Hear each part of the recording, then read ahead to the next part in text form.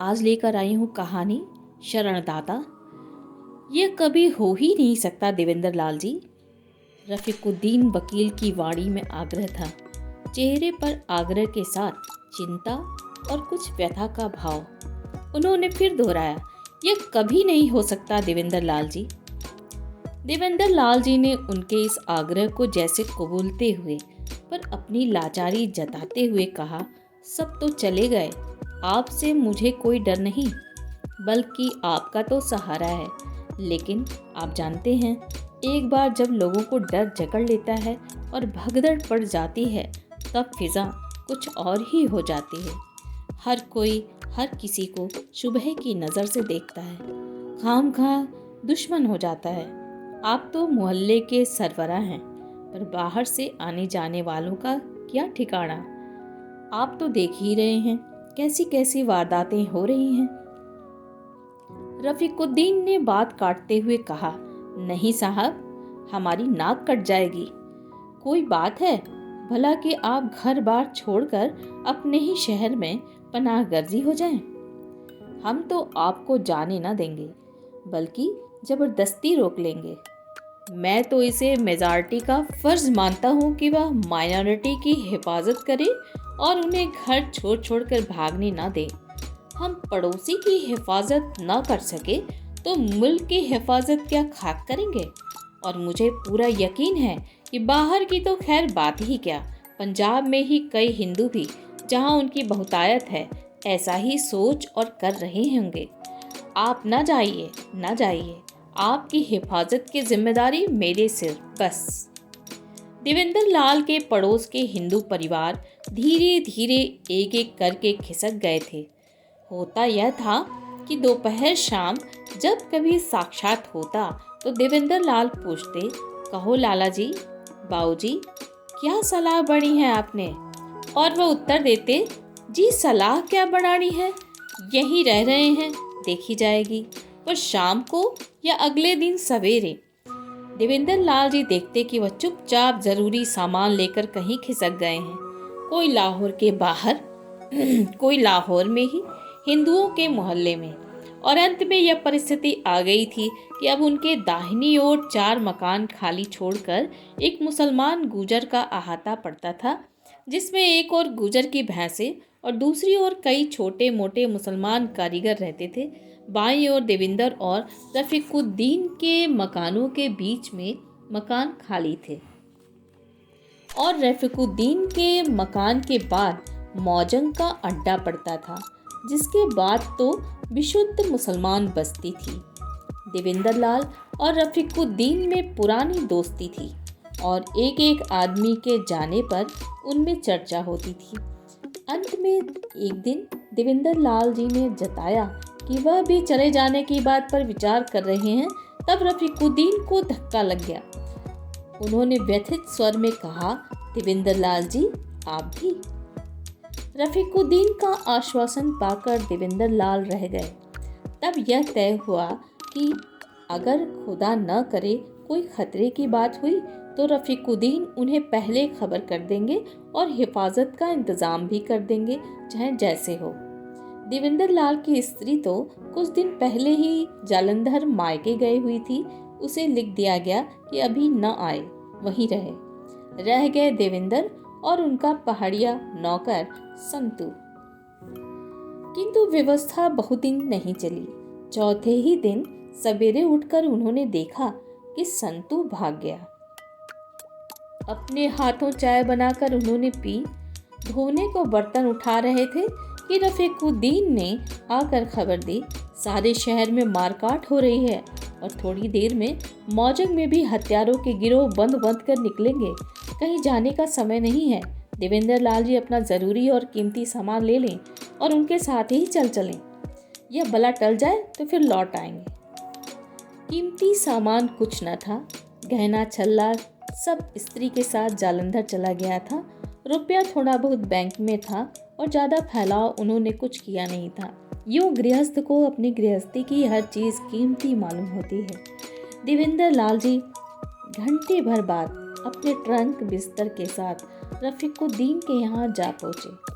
तीसरे पहर उन्होंने देखा हुल्लड़ मौजंग में आ पहुंचा है। शाम होते होते उनके निर्निमेष आंखों के सामने उनके घर का ताला तोड़ा गया और जो कुछ था लुट गया। रात को जहां तहां लपटें लगी और भादों की उमस धुआं खाकर और भी गलघोटू हो गई। रफीकुद्दीन भी आंखों में पराजय लिए चुपचाप देखते रहे। केवल एक बार उन्होंने कहा, यह दिन भी था देखने की, और आज़ादी के नाम पर या अल्लाह। लेकिन खुदा जिसे घर से निकालता है उसे फिर गली में पनाह नहीं देता। देवेंद्र लाल घर से बाहर तो निकल ही ना सकते। रफीकुद्दीन ही आते जाते, काम करने का वातावरण तो था ही नहीं। वे घूम घाम आते, बाजार कराते, शहर की खबर ले आते, देवेंद्र को सुनाते और फिर दोनों बहुत देर तक देश के भविष्य की आलोचना किया करते। देवेंद्र ने पहले तो लक्ष्य नहीं किया, लेकिन बाद में पहचानने लगा कि रफीकुद्दीन की बातों में कुछ चिंता को और कुछ एक और पीड़ा का स्वर जिसे वह नाम नहीं दे सकता था। थकान, उदासी, विरक्ति, पराजय, न जाने। शहर तो वीरान हो गया था।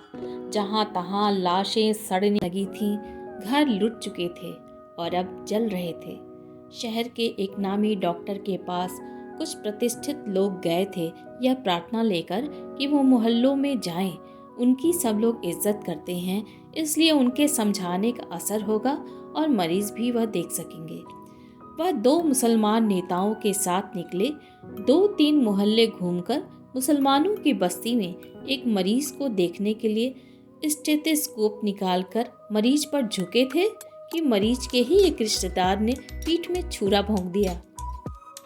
हिंदू मोहल्ले में रेलवे के कर्मचारी ने बहुत से निराश्रितों को अपने घर में जगह दी थी, जिनके घर बार लुट चुके थे। पुलिस को उसने खबर दी थी यह निराश्रित उनके घर टिके हैं, हो सके तो उनके घरों और माल की हिफाजत की जाए। पुलिस ने आकर शरणागतों के साथ उसे और उसके घर की स्त्रियों को गिरफ्तार कर लिया और ले गई। पीछे घर पर हमला हुआ, लूट हुई और आग लगा दी गई। 3 दिन बाद उसे और उसके परिवार को थाने से छोड़ा गया। हिफाजत के लिए हथियारबंद पुलिस के 2 सिपाही साथ किए गए। थाने से 50 कदम के फासले पर पुलिस बलों ने अचानक बंदूक उठाकर उस पर और उसके परिवार पर गोली चलाई। वह और 3 स्त्रियां मारी गईं। उसकी स्त्री और मां घायल होकर गिर गईं और सड़क पर पड़ी रहीं। विषाक्त वातावरण, द्वेष और घृणा की चाबुक से तड़फड़ाते हुए हिंसा के घोड़े, विष फैलाने को संप्रदायों के अपने संगठन और उसे भड़काने को पुलिस और नौकरशाही। देवेंद्र लाल को अचानक लगता कि वह और रफीकुद्दीन ही गलत हैं, जो कि बैठे हुए हैं, जबकि सब कुछ भड़क रहा है, उफन रहा है, झुलस और जल रहा है। और वह लक्ष्य करता कि वह अस्पष्ट स्वर जो वह रफीकुद्दीन की बातों में पाता था, धीरे धीरे कुछ स्पष्ट हो जाता है, एक लज्जित सी रुखाई का स्वर। हिंदुस्तान पाकिस्तान की अनुमानित सीमा के पास एक गांव में कई 100 मुसलमानों ने सिखों के गांव में शरण पाई। अंत में जब आसपास के गांव के और अमृतसर के लोगों के दबाव ने उस गांव में उनके लिए फिर आसन्न संकट की स्थिति पैदा कर ली, तब गांव के लोगों ने अपने मेहमानों को अमृतसर स्टेशन पहुंचाने का निश्चय किया, जहां से वे सुरक्षित मुसलमान इलाके में जा सकें। और 200-250 आदमी किरपाने निकालकर उन्हें घेरे में लेकर स्टेशन पहुंचाकर आए। किसी को क्षति नहीं हुई। घटना सुनाकर रफीकुद्दीन ने कहा, आखिर तो लाचारी होती है, अकेले इंसान को झुकना पड़ता है। यहाँ तो पूरा गांव था, फिर भी उन्हें हारना पड़ा, लेकिन आखिर तक उन्होंने निभाा। इसकी दाद देनी चाहिए, उन्हें पहुंचा आए। देवेंद्र लाल ने हामी भरी, लेकिन सहसा पहला वाक्य उनके स्मृति पटल पर उभर आया, आखिर तो लाचारी होती है, अकेले इंसान को झुकना ही पड़ता है। उन्होंने एक तीखी नज़र रफीकुद्दीन की ओर देखा पर कुछ बोले नहीं। अपराह्न में 6-7 आदमी रफीकुद्दीन से मिलने आए। रफीकुद्दीन ने उन्हें अपने बैठक में ले जाकर दरवाजे बंद कर लिए। 1.5-2 घंटे तक बातें हुई। सारी बात प्रायः धीरे धीरे ही हुई। बीच बीच में कई स्वर ऊंचा उठ जाता और एक आध शब्द देवेंद्र लाल के कानों में पड़ जाता। बेवकूफ़ी, गद्दारी, इस्लाम। वाक्यों को पूरा करने की कोशिश उन्होंने आयास पूर्वक नहीं की। 2 घंटे बाद जब उनको विदा करके रफीकुद्दीन बैठक से निकल कर आए, तब भी उनसे लपक कर पूछने की स्वाभाविक प्रेरणा को उन्होंने दबाया। पर जब रफीकुद्दीन बिना एक शब्द कहे भीतर जाने लगे, तब उनसे न रहा गया। उन्होंने आग्रह के स्वर में पूछा, क्या बात है रफीक साहब, खैर तो है? रफीकुद्दीन ने मुंह उठाकर एक बार उनकी ओर देखा, बोले नहीं, फिर आंखें झुका ली। अब देवेंद्र लाल ने कहा, मैं समझता हूँ मेरी वजह से आपको जलील होना पड़ रहा है और खतरा उठाना पड़ रहा है, सो अलग। लेकिन आप मुझे जाने दीजिए, मेरे लिए आप जोखिम में ना पड़े। आपने जो कुछ किया है उसके लिए मैं शुक्रगुजार हूँ। आपका एहसान। रफीकुद्दीन ने दोनों हाथ देवेंद्र लाल के कंधों पर रख दिए। कहा, देवेंद्र लाल जी। उनकी सांसें तेज होने लगीं। फिर वह सहसा भीतर चले गए। लेकिन खाने के वक्त देवेंद्र लाल ने फिर सवाल उठाया। बोले, आप खुशी से न जाने देंगे तो मैं चुपचाप खिसक जाऊंगा। आप सच सच बताइए, आपसे उन्होंने क्या कहा? धमकियां देते रहे और क्या? फिर भी क्या धमकी? आखिर धमकी भी क्या होती है? क्या उन्हें शिकार चाहिए? हल्ला करके ना मिलेगा तो आग लगा कर लेंगे, ऐसा? तभी तो मैं कहता हूँ, मैं चला। इस वक्त अकेला आदमी हूँ, कहीं निकल ही जाऊंगा।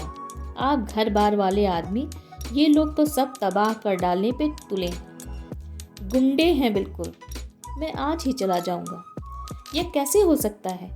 आखिर आपको चले जाने से हम ही ने रोका था। हमारी भी तो कुछ जिम्मेदारी है। आपने भला चाहकर ही रोका था, उससे आगे कोई जिम्मेदारी नहीं है। आप जाएंगे कहाँ? देखा जाएगा। नहीं, यह नामुमकिन बात है। किंतु बहस के बाद तय हुआ कि देवेंद्र लाल वहाँ से टल जाएंगे। रफीकुद्दीन और कहीं पड़ोस में उनके एक और मुसलमान दोस्त के यहाँ छिप कर रहने का प्रबंध कर देंगे, जहाँ तकलीफ तो होगी पर खतरा नहीं होगा, क्योंकि देवेंद्र लाल घर में नहीं रहेंगे। वहाँ रहकर जान की हिफाजत तो रहेगी। तब तक कुछ और उपाय सोचा जाएगा निकलने का। देवेंद्र लाल शेख अताउल्लाह के बहाने के अंदर पिछली तरफ पेड़ों की झुरमुट की आड़ में बनी एक गैराज में पहुंच गए। ठीक गैराज में तो नहीं, गैराज के बगल में एक कोठरी थी, जिसके सामने दीवार से घिरा हुआ एक छोटा सा आंगन था। पहले शायद यह ड्राइवर के रहने के काम आती हो। कोठरी में ठीक सामने गैराज की तरफ के किवाड़ों को छोड़कर खिड़की वगैरह नहीं थी। एक तरफ खाट पड़ी थी, आले में एक लोटा, फर्श कच्चा मगर लीपा हुआ। गैराज के बाहर लोहे के चादर का मजबूत फाटक था, जिसमें ताला पड़ा था। फाटक के अंदर ही कच्चे फर्श में एक गड्ढा सा खुदा हुआ था, जिसके एक ओर चूना मिली मिट्टी का ढेर और मिट्टी का लोटा देखकर गड्ढे का उपयोग समझते देर न लगी। देवेंद्र लाल का ट्रंक और बिस्तर जब कोठरी के कोने में रख दिया गया और बाहर आंगन का फाटक बंद करके उसमें ताला लगा दिया गया, तब थोड़ी देर वे हतबुद्धि खड़े रहे। यह है आज़ादी। पहले विदेशी सरकार लोगों को कैद करती थी, वे आज़ादी के लिए लड़ना चाहते थे।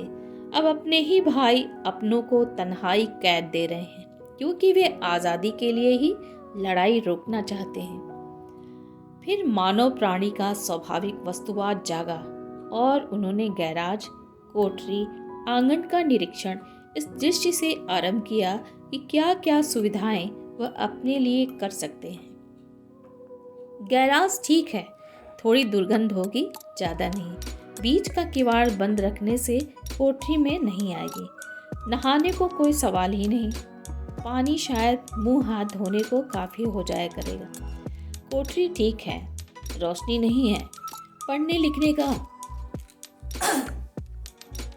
सवाल ही नहीं उठता, पर काम चलाऊ रोशनी आंगन से प्रतिबिंबित होकर आ जाती है, क्योंकि आंगन की एक और सामने के मकान की कोने वाली बत्ती से रोशनी पड़ती है। बल्कि आंगन में इस जगह खड़े होकर शायद कुछ पढ़ा भी जा सके, लेकिन पढ़ने का है ही कुछ नहीं। ये तो ध्यान भी ना रहा। देवेंद्र लाल फिर ठिठक गए। सरकारी कैद में तो गा चिल्ला भी सकते हैं, यहाँ तो चुप रहना होगा। उन्हें याद आया, उन्होंने पढ़ा है जेल में लोग चिड़िया, कबूतर, गिलहरी, बिल्ली आदि से दोस्ती करके अकेलापन दूर करते हैं। वह भी न हो तो कोठरी में मकड़ी, चींटी आदि का अध्ययन करके उन्होंने एक बार चारों ओर नजर दौड़ाई। मच्छरों से भी बंधुभाव हो सकता है, ये उनका मन किसी भी तरह स्वीकार न कर पाया। वे आंगन में खड़े होकर आकाश देखने लगे। आजाद देश का आकाश और नीचे से अभ्यर्थना में जलते हुए घरों का धुआं, धूपेन धाप यामा, लाल चंदन, रक्त चंदन।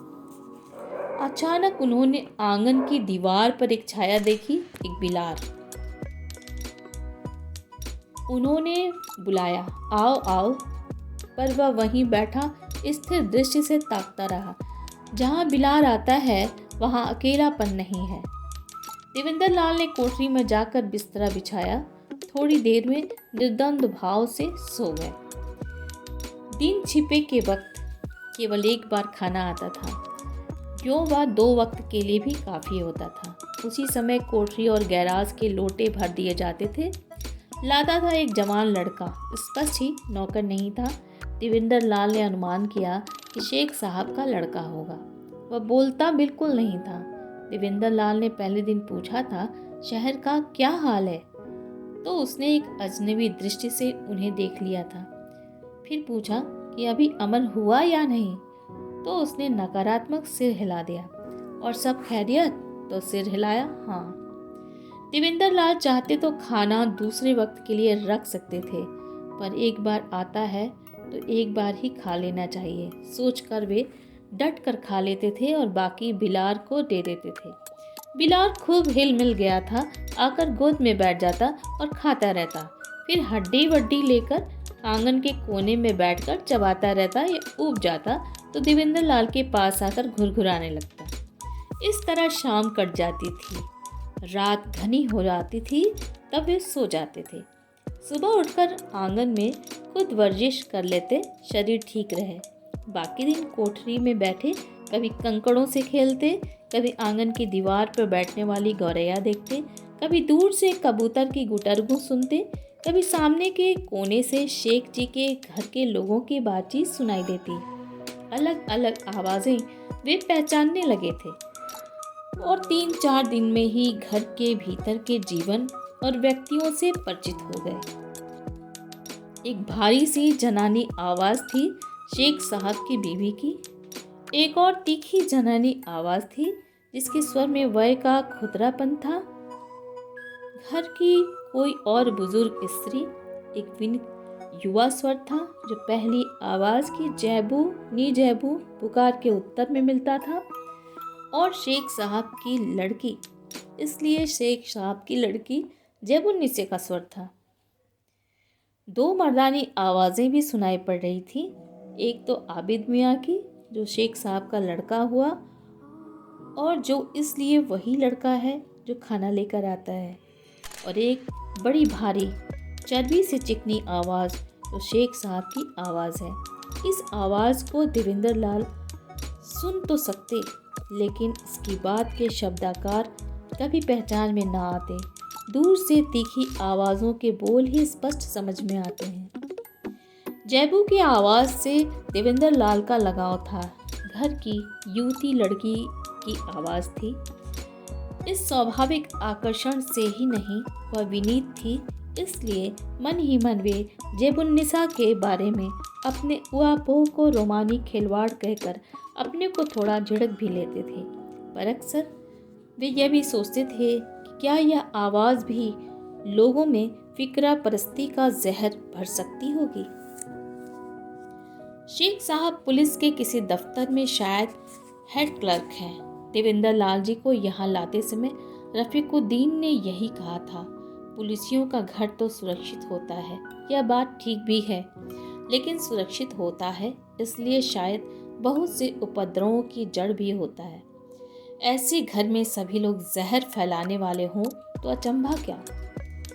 लेकिन खाते समय भी वह सोचते, खाने में कौन सी चीज़ किसके हाथ की बनी होगी, परोसा किसने होगा। सुनी बातों को वह जानते थे कि पकाने में बड़ा हिस्सा तो तीखी खुरदरी आवाज़ वाली स्त्री का ही रहता था।